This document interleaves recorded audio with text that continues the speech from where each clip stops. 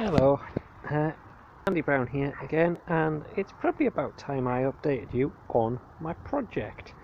So this is a Volvo 480 ES that was effectively a barn find, and I've slowly been working on it, fixing all the little different unusual faults that I've been finding with it.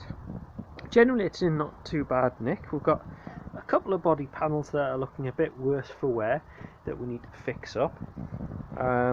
There's also been a couple of water leaks that I've found. One was around the seal on this window. This window looks like it's been replaced at some point, and I think one of the seals have gone, so a little bit of silicone on the inside to help seal that seems to have done it.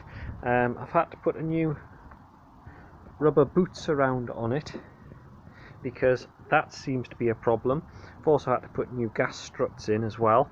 The weak part on the roof where it leaks seems to be here, because the electrical connections come out here and actually sit at the top.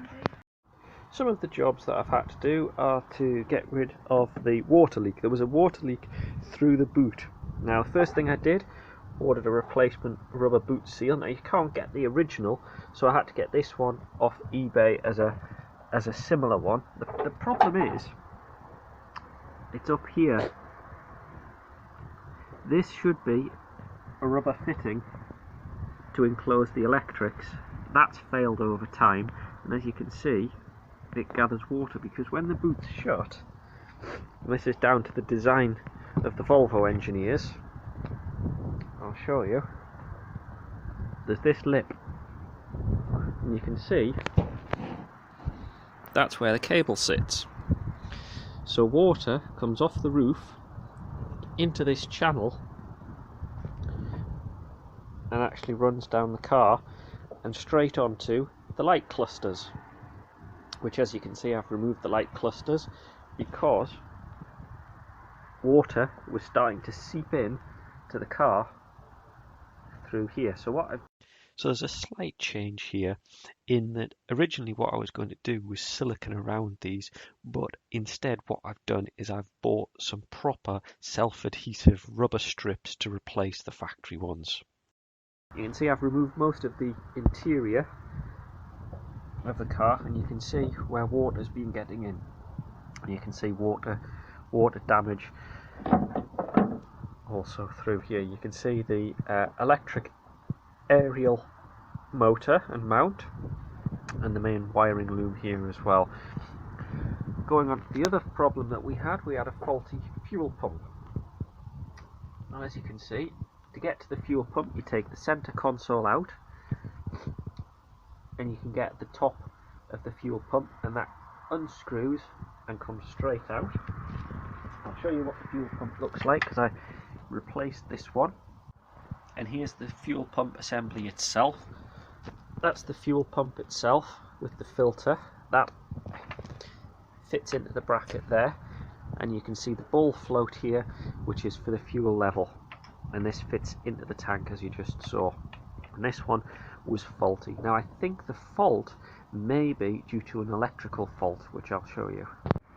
Taking a look inside the engine bay, you can see this one's been sat around for quite some time. It's got quite a lot of dirt and dust built up, but you can see it's the 2 litre. This is the non-turbo edition, but it's the injection engine, petrol. We can see the ABS pump there, and move along, you can see I've replaced the oil filter. I did an oil change on it when I first got it. Alternator, coolant, ABS. It's got ABS on this model, and generally it's in pretty good condition. I didn't have any major problems that I could find mechanically with it. The engine will turn over on the starter motor, but it won't start due to the fuel pump and the electrical fault. The other problem I had is that the original dashboard, the speedometer was peeling away just due to age generally. So I have taken the instrument cluster out, you can see, taken the surround out, and I've got the instrument cluster out, and I've replaced and repaired that. So one of the common problems is this, which is the car computer known as the info center for Volvo. This is a LCD display. This quite commonly fails due to solder problems. So what I've done is I've reflowed most of the solder joints inside here, just whilst I have the dashboard apart.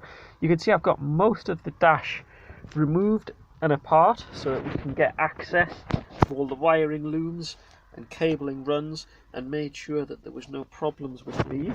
I do think there's a bad earth somewhere which needs resolving, so that's one of the other jobs to do. So also down the bottom here we can get at the fuse box. So you can see underneath the driver's side we can get access to the fuse box, and further underneath we have these two relays. Now these are the two ignition relays,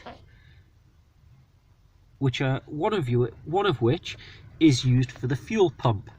And when I try to turn the ignition on, you'll soon see and hear the problem that I've got. So if I now turn the ignition to the on position,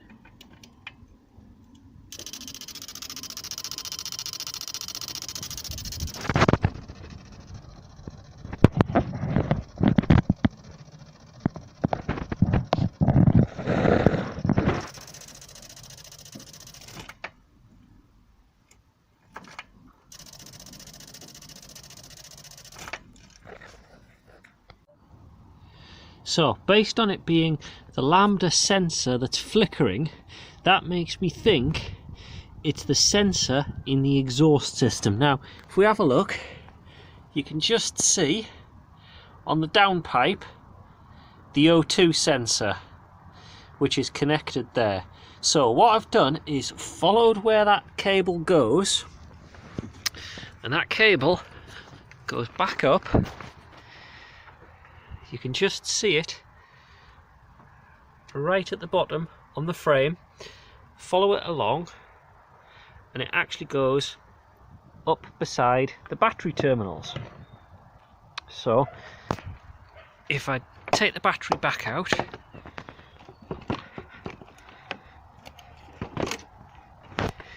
and then you'll see the connector that I've disconnected. So this is the lambda sensor, the O2 sensor connector. So disconnecting that, I suspect that will stop the relay chattering, because I think it's that sensor that's got poor ground or it's got a fault on it that's causing our problem. So what we'll do is connect the battery back up, turn the ignition and see if we get the same relay chatter. Here we go, ignition on, and we'll see if we get relay chatter.